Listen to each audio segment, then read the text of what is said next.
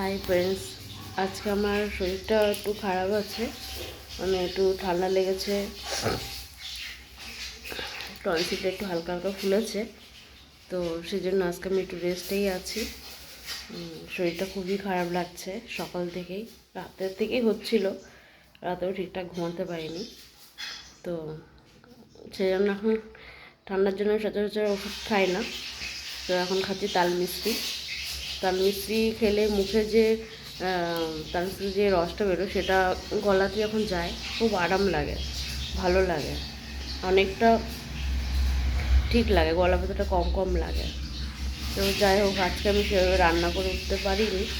তো আজকে আমার পাতিদেব রান্না করছে।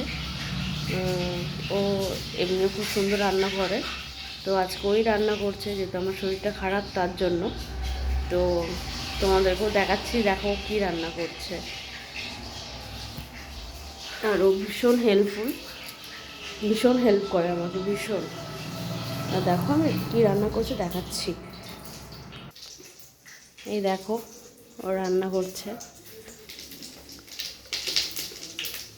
ফোড়ন দিয়েছে,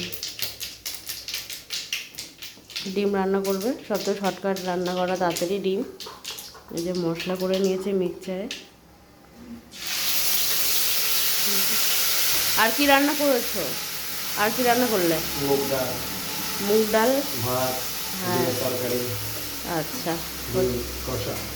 ডিম কষা হচ্ছে, সুন্দর করেছে, অনেক মশলা টশলা দিয়ে।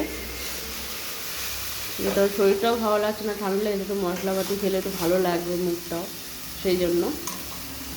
ডিম সব সেদ্ধ সেদ্ধ করে রেডি, এখন রান্না করবে।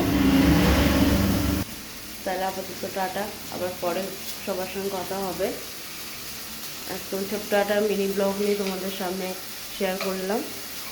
ভালো লাগলে অবশ্যই লাইক কমেন্ট শেয়ার করবে। ভালো থেকো তোমরা সবাই, সাবধানে থেকো।